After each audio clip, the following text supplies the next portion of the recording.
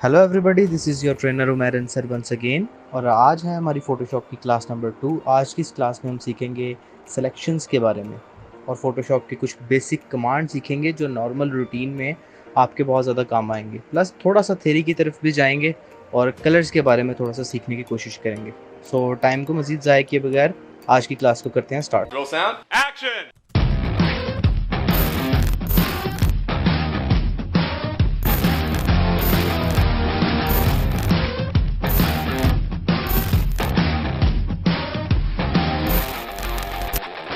चलिए जी, तो ये है फ़ोटोशॉप की वेलकम स्क्रीन। पेज कैसे क्रिएट करना है ये मैं आपको लास्ट वीडियो में सिखा चुका हूँ।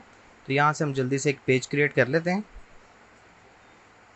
ओके जी, तो एक मैंने पेज बना लिया है यहाँ पे फ़ोटोशॉप में। यहाँ पे आप देखिए तो यहाँ पे लेफ्ट हैंड साइड पे मेरे पास एक टूल ना ऑलरेडी सिलेक्टेड है। आप इस टूल के ऊपर थोड़ी देर कर्सर रखेंगे ना तो इसके साइड पे इसका इन्फॉर्मेशन पैनल खुल के आ जाएगा जिसमें वो बताएंगे कि ये टूल क्या काम करता है। इस टूल की शॉर्ट की भी नीचे लिखी होगी, इसके साथ ही इस जैसे मूव टूल की शॉर्ट की है वी, ब्रैकेट में उन्होंने इसकी शॉर्ट की लिखी हुई होगी। इसी तरह आप किसी भी टूल के ऊपर अपने कर्सर को लेके जाएंगे तो उसकी इन्फॉर्मेशन उसके साइड पे एक विंडो में आ जाएगी। ठीक है, अब आप मूव टूल के बिल्कुल साथ यहाँ पे देखिए ना तो यहाँ पे एक टूल है जिसको कहते हैं रेक्टेंगुलर मार्की टूल। इसकी शॉर्ट की है एम। मैं इस रेक्टेंगुलर मार्की टूल को सिलेक्ट कर लेता हूँ। सबसे पहले अगर आप देखें तो रेक्टेंगुलर मार्की टूल के ऊपर अगर मैं क्लिक करके होल्ड करता हूँ ना तो इसके साथ एक पैनल खुल के आ जाता है जिसके अंदर इसकी पूरी फैमिली है। सबसे ऊपर रेक्टेंगुलर मार्की टूल है, नीचे उसके एलिप्टिकल मार्की टूल है, सिंगल रॉ मार्की टूल है, सिंगल कॉलम मार्की टूल है। इसी तरह आप डिफरेंट टूल्स को देखेंगे तो उनकी फैमिली भी उन टूल्स के अंदर ही है। सो इनकी फैमिलीज़ को भी हम साथ साथ सीखेंगे। आप किसी भी टूल को सिलेक्ट कर लें तो उसके ऊपर ये एक प्रॉपर्टी बार है, वो प्रॉपर्टी बार उस टूल के मुताबिक ना चेंज हो जाएगी। अब जैसे मैंने रेक्टेंगुलर मार्की टूल पकड़ा है तो इसके मुताबिक इस प्रॉपर्टी बार के अंदर भी कुछ फंक्शंस आ गए हैं। तो वो फंक्शंस क्या हैं हम अभी समझ लेते हैं। रेक्टेंगुलर मार्की टूल को सिलेक्ट करने के बाद मैं यहाँ पर एक सिलेक्शन बनाता हूँ। तो ये इतना पार्ट जो है ये इस टाइम सेलेक्टेड पार्ट है। मैं कोई भी चेंजेस करूँगा तो वो इसी पोर्शन के अंदर होंगे बजाय इस पूरे पेज के होने के। फॉर एग्ज़ाम्पल अगर मैं यहाँ से अपना ब्रश सेलेक्ट करता हूँ और कोई कलर फिल करता हूँ तो यहाँ पे देखिए कोई कलर फिल नहीं होगा क्योंकि ये मेरा एरिया सेलेक्टेड नहीं है। मेरा सेलेक्टेड एरिया ये है जहाँ पे ये सिलेक्शन आ रही है जो मैंने अपने रेक्टेंगुलर मार्की टूल से सेलेक्ट किया है। अब मैं जब ब्रश को इधर लाता हूँ और इसके ऊपर क्लिक करता हूँ तो यहाँ पे ये देखिए कलर फिल हो रहा है क्योंकि ये मेरा एक्टिव पार्ट है। इस पूरे पेज पे एक्टिव जगह मेरी ये है जहाँ पे कलर फिल हो रहा है। क्यों? क्योंकि मैंने इतने ही हिस्से की सिलेक्शन बनाई हुई है। यहाँ से एक दोबारा सिलेक्शन लगाता हूँ। अब मैंने इतनी जगह की एक सिलेक्शन लगा ली, अब मुझे इसके साथ भी एक सिलेक्शन चाहिए तो मैं यहाँ पे एक सिलेक्शन लगाता हूँ तो पिछले वाली सिलेक्शन ना ख़त्म हो गई है। अब अगर मुझे मल्टीपल सिलेक्शंस चाहिए अपने पेज में तो आप प्रॉपर्टी पैनल में यहाँ पे देखेंगे ना तो यहाँ पे इसके साथ जो एक हमारा बटन सेलेक्टेड है न्यू सिलेक्शन का, इसके साथ एक बटन है ऐड टू सिलेक्शन। ये क्या काम करता है कि आपकी जो ऑलरेडी आपने एक सिलेक्शन लगाई हुई है वो सिलेक्शन अपनी जगह पे रहती है, उसके साथ एक सिलेक्शन ऐड कर देता है। फॉर एग्जांपल अब मैं सिलेक्शन यहाँ पे लगाऊंगा तो मेरी पिछली सिलेक्शन को कुछ नहीं हुआ, एक नई सिलेक्शन यहाँ पे ऐड हो गई है। इसी तरह मैं मल्टीपल सिलेक्शंस ऐड कर सकता हूँ क्योंकि मेरा ऐड टू सिलेक्शन का बटन एक्टिव है। ठीक है, अब फॉर एग्जांपल ये सिलेक्शन थोड़ी लंबी लग गई है, मुझे इसको इसके बराबर करना है तो मैं क्या करूँ? अब इस सिलेक्शन को कंट्रोल जेड से ख़त्म करूँ और दोबारा इसके जैसी एक सिलेक्शन बनाऊँ? नहीं, इसीलिए इसके साथ एक बटन दिया हुआ है सब्ट्रैक्ट फ्रॉम सिलेक्शन, मतलब अपने सिलेक्शन में से कोई चीज़ माइनस कर दें। अब फॉर एग्जांपल मैंने ये सिलेक्शन लगाई और मैं चाहता हूँ कि ये ऊपर से इस सिलेक्शन के बराबर हो जाए तो मैं यहाँ पे सब्ट्रैक्ट फ्रॉम सिलेक्शन पकड़ता हूँ और यहाँ से ला के इसको इसके इक्वल सेलेक्ट करता हूँ। सिलेक्शन को ही सिलेक्ट करता हूँ इसके इक्वल, तो जितना अब मेरा सेलेक्टेड पार्ट होगा वो ख़त्म हो जाएगा। फॉर एग्जांपल मैं दोबारा से इसी सिलेक्शन को सिलेक्ट कर रहा हूँ तो जितना सेलेक्टेड एरिया है ना जो इस सिलेक्शन के अंदर सिलेक्शन आ रही है वो ख़त्म हो जाएगी। Make sense?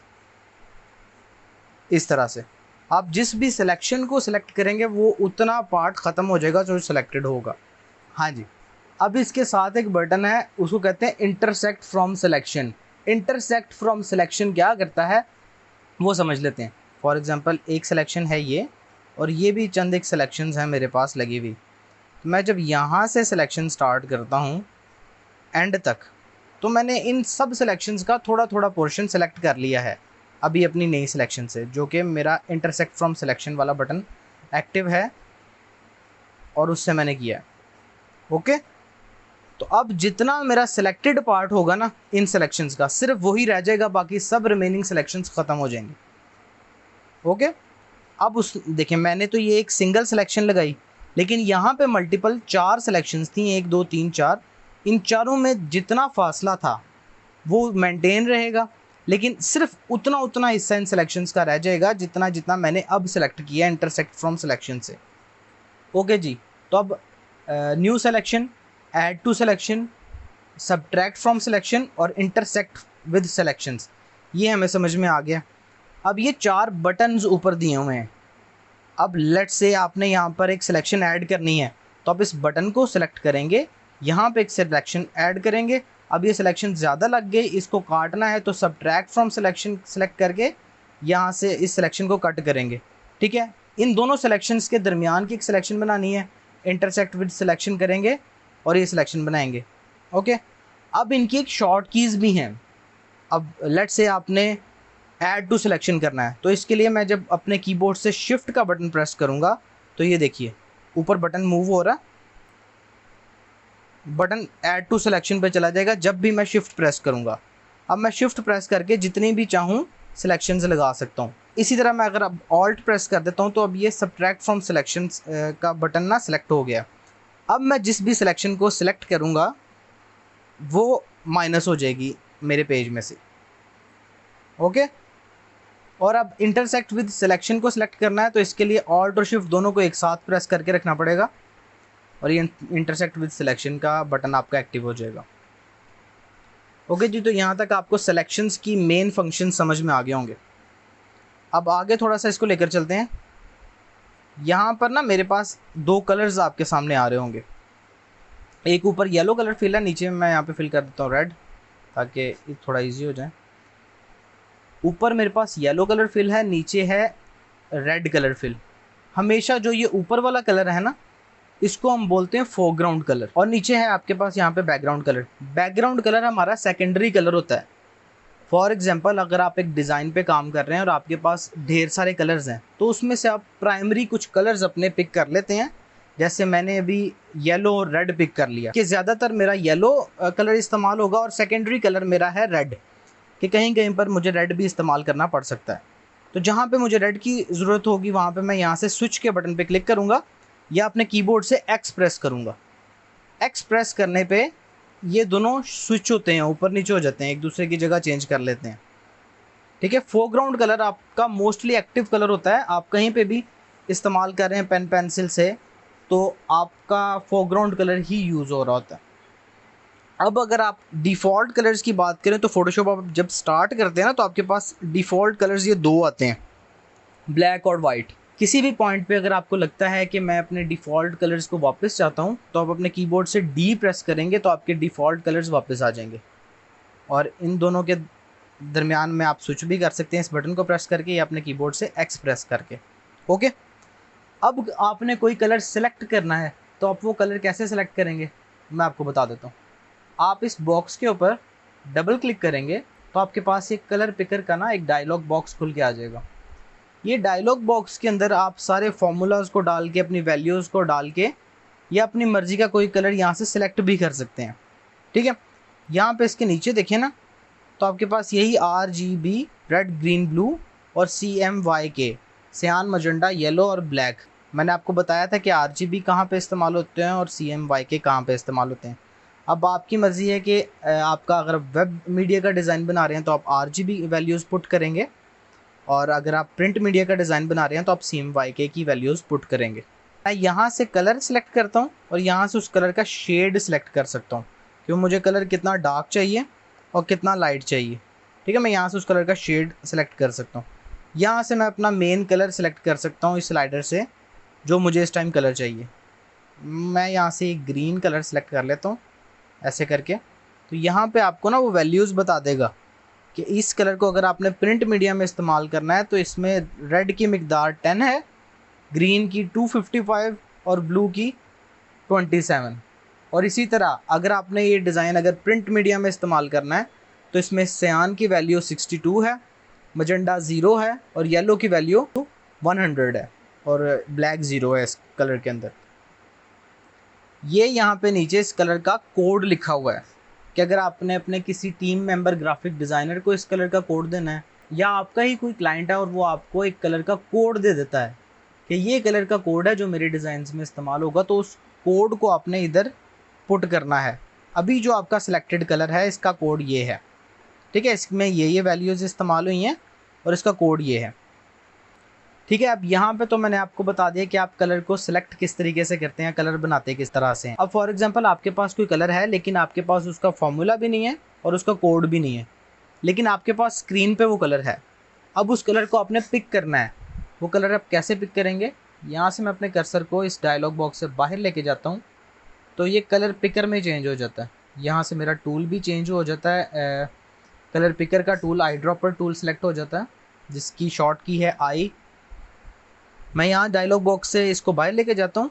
फॉर एग्जांपल मुझे ये येलो कलर चाहिए तो मैं येलो के ऊपर क्लिक कर देता हूँ, तो ये आपके डायलॉग बॉक्स के अंदर वो सेम येलो आ जाएगा जो मेरे पास स्क्रीन पे था। उसका कोड भी आ जाएगा, उसकी वैल्यूज़ भी आ जाएंगी RGB और CMY के, और उसका यहाँ पे एक कलर भी सिलेक्ट हो जाएगा। मैं ओके प्रेस करता हूँ, ये मेरे पास सिलेक्टेड कलर है। इसी तरह अगर आपको बैकग्राउंड कलर सेलेक्ट करना है तो बैकग्राउंड कलर के ऊपर आप डबल टैप करेंगे और ये आपके पास डायलॉग बॉक्स खुल के आ जाएगा जिसके ऊपर आप बैकग्राउंड कलर भी सेम उसी तरीके से बना सकते हैं जो मैंने आपको सिखाया है। ये आपके कलर, यहाँ से आप मेन कलर अपना सेलेक्ट करेंगे, यहाँ से उसका शेड सेलेक्ट करेंगे। अगर आपके पास वैल्यूज़ हैं तो आप वो यहाँ पे पुट करेंगे, अगर आपके पास कोड है तो आप यहाँ पे पुट करेंगे। अगर आपके पास कोई भी चीज़ नहीं है और आपने कलर को उठाना है तो आप यहाँ से इसको बाहर लेके जाएंगे और कलर के ऊपर क्लिक करेंगे। मैं कहीं पे भी क्लिक करूँगा तो वहाँ का ये कलर उठा लेगा। ओके, तो मैं ये येलो कलर सेलेक्ट कर लेता हूँ और इसमें मैं यहाँ से चेंज करके इसको रेड कर देता हूँ क्योंकि मेरा बैकग्राउंड कलर है। ओके, इन दोनों को स्विच करना है तो स्विच का बटन ये है। डिफ़ॉल्ट कलर्स पे वापस जाना है तो डिफ़ॉल्ट कलर्स पे वापस जाने के लिए नीचे एक बटन लगा हुआ है जिस पे आप क्लिक करेंगे तो आप डिफ़ॉल्ट कलर्स ब्लैक और वाइट पे चले जाएंगे, या अपने कीबोर्ड से आप D प्रेस करेंगे तो आप डिफ़ॉल्ट कलर्स पे चले जाएंगे।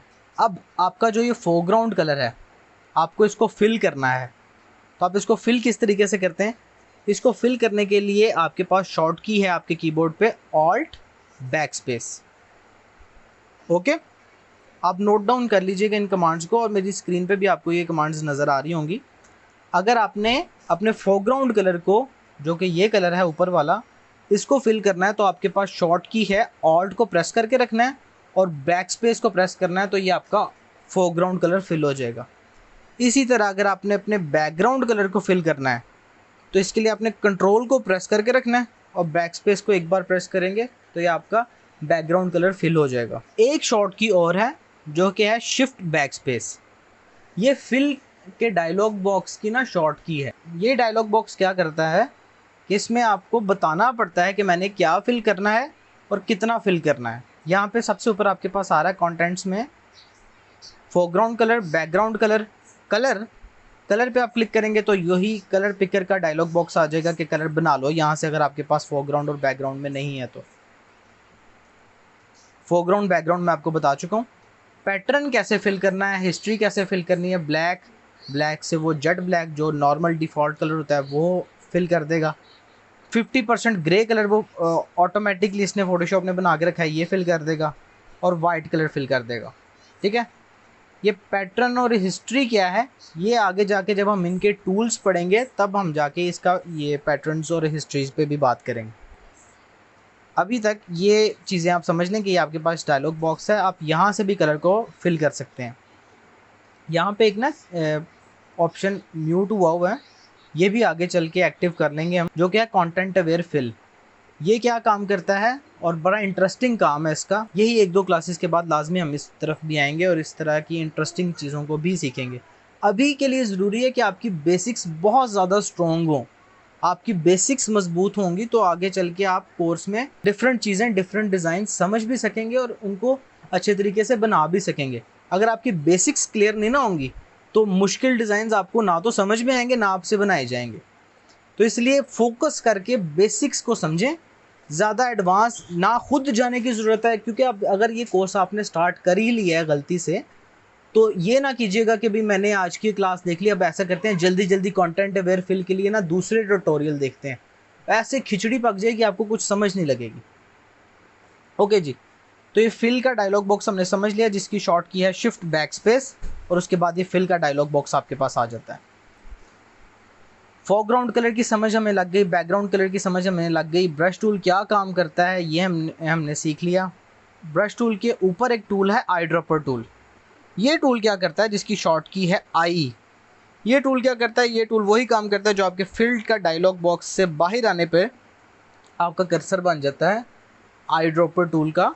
ये कलर पिकिंग का काम करता है, ये कलर को उठा लेता है। अब हम जो ये शॉर्ट कीज हमने सीखी हैं इनको एक दफ़ा प्रैक्टिकल करके देख लेते हैं। अब मैंने यहाँ पे एक सिलेक्शन बनाई, शिफ्ट का बटन दबाया, एक और सिलेक्शन बनाई, शिफ्ट का बटन दबा के रखा, एक और सिलेक्शन बनाई, और एक और सिलेक्शन बना दी।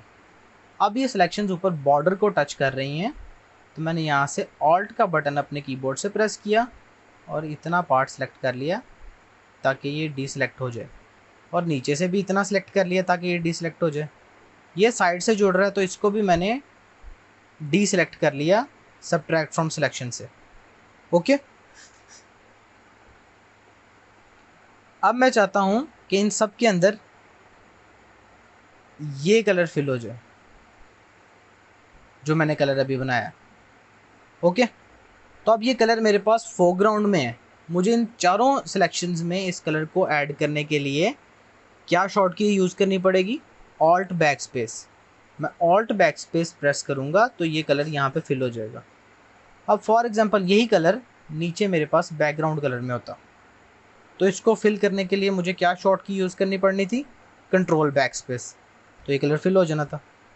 अब अगर मैं शिफ्ट बैक स्पेस दबाता और यही कलर मुझे फिल करना होता, तो सबसे पहले मैं देखता कि ये कलर कहाँ पे है, बैकग्राउंड में है, तो यहाँ से मैं बैकग्राउंड कलर सिलेक्ट करता और ओके प्रेस कर देता, तो ये मेरा कलर फिल हो जाता। मैं एक सिलेक्शन बनाता हूँ, इसके अंदर यहाँ पे मैंने ऑल्ट बैक स्पेस से ये कलर कर दिया। इस सिलेक्शन को मुझे ख़त्म करना है और फिर एक नई सिलेक्शन बनानी है। किसी भी टाइम पर सिलेक्शन को ख़त्म करने के लिए आपके पास शॉर्ट की है कंट्रोल डी की। आप कंट्रोल डी अपने कीबोर्ड से प्रेस करेंगे तो आपकी सिलेक्शन ख़त्म हो जाएगी, मतलब डी सिलेक्ट हो जाएगा, कोई भी सिलेक्टेड ऑब्जेक्ट है आपके पास। तो मैं यहाँ पे एक और सिलेक्शन बनाता हूँ। अब इसके अंदर मैं फिल कर देता हूँ अपना background colour control back space से। सो इसी तरह सो फोर्थ आप कलर फिल कर सकते हैं फोरग्राउंड और बैकग्राउंड। आज की क्लास बहुत ज़्यादा लंबी हो गई है, तो आप लोग इस क्लास की प्रैक्टिस करें। जो जो चीज़ें मैंने आपको आज सिखाई हैं इन चीज़ों की प्रैक्टिस करें, ज़्यादा से ज़्यादा प्रैक्टिस करें ताकि आपका हाथ सेट हो जाए बेसिक्स के ऊपर। इंशाल्लाह फ्यूचर में चल के हम एडवांस चीज़ें भी करेंगे, लेकिन आप खुद देखेंगे कि एडवांस चीज़ें करते हुए भी ना आपको आपकी इन बेसिक्स की कितनी ज़्यादा ज़रूरत पड़ रही होती है। तो मिलते हैं नेक्स्ट क्लास में, तब तक के लिए मुझे दे दीजिए इजाज़त। अल्लाह हाफ़िज़।